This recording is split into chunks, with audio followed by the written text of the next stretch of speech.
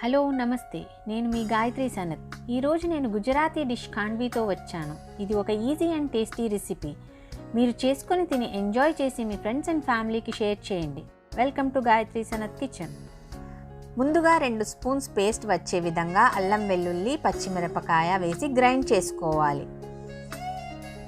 తరువాత ఒక బౌల్లో 1 కప్పు శనగపిండి, 1 కప్పు పెరుగు, 1 స్పూన్ పసుపు, తగినంత ఉప్పు వేసి కొద్దిగా నీళ్లు పోసి కలపాలి. 1 కప్పు శనగపిండికి 2 కప్పుల నీళ్లు పడుతుంది. ఈ నీళ్లను కొద్దిగా పోస్తూ ఉండలు లేకుండా కలుపుకోవాలి. తరువాత ముందుగా తయారు చేసుకున్న పేస్ట్ని వేసి కలుపుకోవాలి. ఈ మిశ్రమాన్ని మీరు మిక్సర్లో కూడా తయారు చేసుకోవచ్చు. ఒక పాన్ తీసుకొని ఈ మిశ్రమాన్ని పోసి స్టవ్ ఆన్ చేసి కంటిన్యూస్గా కలుపుతూ ఉండాలి. లేదంటే గడ్డలుగా అయ్యి ఖాండ్వీకి పనికిరాదు. ఇలా కలుపుతూ థిక్ పేస్ట్లా చేసుకోవాలి. తర్వాత స్టవ్ ఆపి మీరు ప్రొసీజర్ ఫాస్ట్గా చేసుకోవాలి. ఈ పేస్ట్ని ప్లేట్పై వేసి ఒక ఫ్లాట్ గరిటతో ఇలా పూయాలి. పూసి ఆరనివ్వాలి. ఆరిన తర్వాత మీకు నచ్చిన సైజులో కత్తితో ఇలా కట్ చేసుకోవాలి.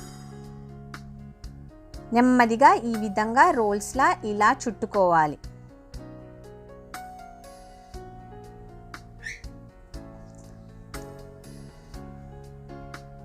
అలా మిగతా రోల్స్ అన్నీ చుట్టుకోవాలి.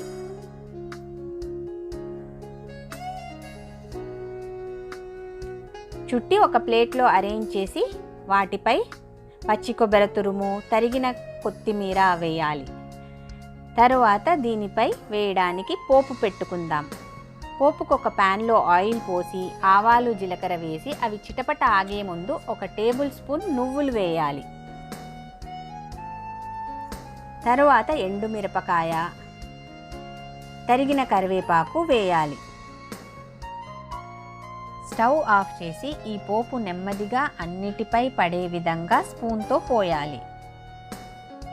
అంతే, ఖాండ్వీ రెడీ. దీనిని రెడ్ చట్నీతో తింటే చాలా బాగుంటుంది. మీకు ఈ రెసిపీ నచ్చినట్లయితే ఒక లైక్ వేయండి. ఎలా ఉందో కమెంట్ బాక్స్లో తెలపండి. మీరు ఈ ఛానల్కి కొత్తవారైతే మరిన్ని టేస్టీ రెసిపీస్ కోసం సబ్స్క్రైబ్ బటన్ ప్రెస్ చేసి నోటిఫికేషన్ కోసం పక్కనే ఉన్న గంటను నొక్కండి. Thanks for watching.